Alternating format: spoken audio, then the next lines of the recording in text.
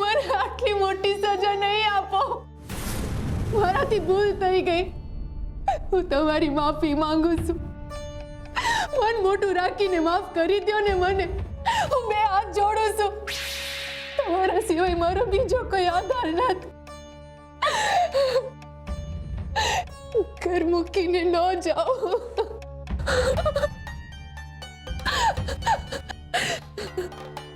ન જાઓ.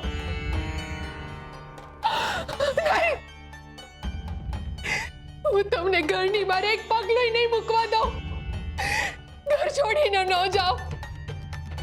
મેં જે કંઈ કર્યું છે ને એ આપણો સંસાર હાચવવા હાટું કર્યું છે. એમાં મારો ખોટો હેતુ નહોતો. અને જો તમને એમાંય ખોટું લાગતું હોય ને તો હું તમારી પાસે માફી માંગુ છું. મારા પર આટલો કેર ન વર્તાવો.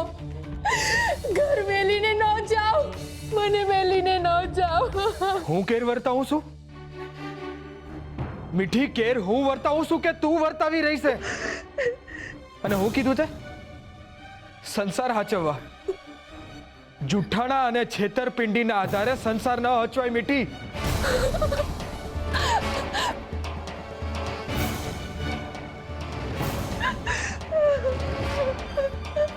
અરે બાળક તો ભગવાનનો પ્રસાદ કહેવાય મીઠી. ને તે આટલું મોટું જુઠ્ઠાણું આદર્યું. તે મારી હારે નહીં, હરી હારે ખોટું કર્યું છે મીઠી. અરે અનર્થ થઈ જાત જો આ વાત બારે ના આવત ને તો. તારા ખોટા વિચારના કારણે મારું સપનું ને હૃદય બેય તોડ્યા છે તે. તારી કુખે બાળક આવે માત્ર તારી નહીં મારી ઈચ્છા હતી મીઠી. જે દીથી તે સમાચાર આપ્યા કે તું માં બનવાની છે એ દીથી હું કેટલા વિચારોમાં રાચતો હતો. મેં તો બાળકના નામે વિચારી લીધા હતા. દીકરો થશે તો હરી ને દીકરી થશે તો દેવી. આપણા ઘરે પાયણું બંધાય એ તો મને ગમે મીઠી. પણ આવી રીતના નહીં મીઠી, નહીં. હવે મને તારી કોઈ વાત ઉપર ભરોસો નહીં થાય. મને એમ થાય છે કે તારી હારે મારો સંસાર કેમ ન હલાવો. તારા જુઠ્ઠાણથી ઊભા કરેલા બાળકના કારણે મેં મારા ભગવાન જેવા ભાઈ હારે વેરવાડી લીધું મીઠી. મેં બચારા ગોરાને દુખી કરી દીધો. હવે હું શું કરું? કયા મોઢે એની માફી માંગુ? હું એની માફી માંગીશ તો એ બચારો મને માફ કરી દેશે, પણ હું પોતાને ક્યારેય માફ નહીં કરી શકું. હું કર્યું મીઠી? તે મને ક્યાંય ન રાખ્યો. બસ મીઠી, હવે મને ન રોકતી. મને બહુ શરમ આવે છે અને એટલે જ હું થોડા દી આ ગામમાં રહેવા જ નથી માંગતો. પણ તમે ક્યાં જાશો? હવે મારી પાસે એક જ ઠેકાણું છે. હું બાપા પાસે જઈશ દ્વારકા. અમે કેટલાય દીથી એમને મળ્યો નથી. થોડાક જ દી પહેલા એમનો કાગળ આવ્યો હતો. અરે એ બસારા તો આપણને હવને એક હારે ત્યાં જાત્રા કરવા બોલાવે છે, પણ આપણા વચ્ચે ક્યાં આપણાપણું રહ્યું છે.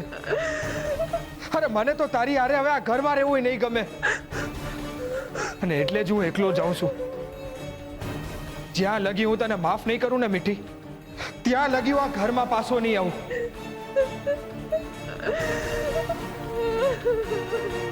હે હરી, હવે આખા ઘરની હાચવણી તારા હાથમાં છે. હાચવી લેજે મારા નાથ. હું આ સ્ત્રીને માફ નહીં કરી શકું. જ્યાં લગી હોય ને માફ નહીં કરી શકું ત્યાં સુધી હું આની હારે મારો સંસાર નહીં માંડી શકું. હું જાઉં છું.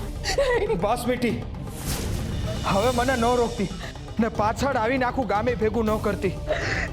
હવે તે મારું બહુ નીચા જોણું કર્યું છે ને હવે મારામાં સહન કરવાની હિંમત નથી. હું જાઉં છું.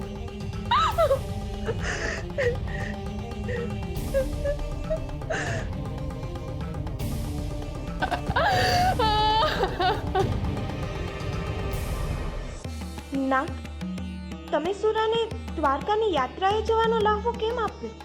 સુરા માટે તો જીવનનો સાર સંસાર છે. તમને મળવાની ઝંખના તો ગોરાને છે. તમે આવું કેમ કર્યું?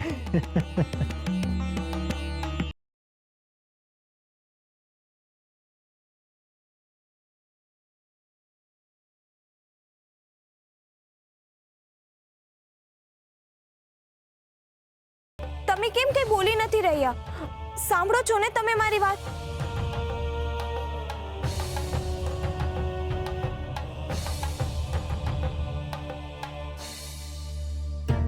તમે કેમ કઈ જવાબ નથી આપી રહ્યા? શું કરી રહ્યા છો તમે? ઘડતર, ગોરાના ભાવિનું ઘડતર. રૂકમણી, હું ગોરાના ભવિષ્યનું નિર્માણ કરી રહ્યો છું. આ વાંસળી મારા આસન પર મૂકશો?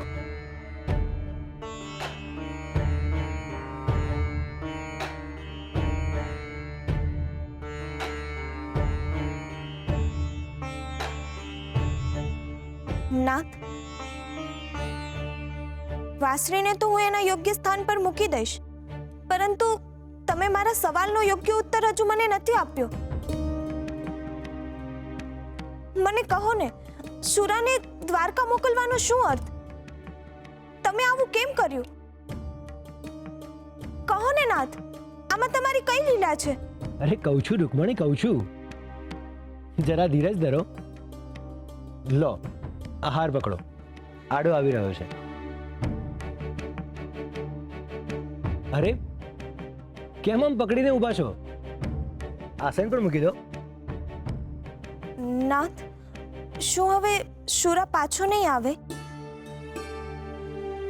એ સંન્યાસી થઈ જશે? શું કામ? સંસારી મનુષ્ય સંન્યાસી શું કામ થાય? અને હરિની ભક્તિ કરવી એટલે સંસારને ત્યજી દેવો એવું તો નથી જ. ગોરા કે શુરા, પરમાનો કોઈ પણ દીકરો સંન્યાસી નહીં થાય. શુરા અત્યારે ભલે ગયો છે, પરંતુ એ પોતાના મનની શુદ્ધિ કરીને પાછો ચોક્કસ આવશે.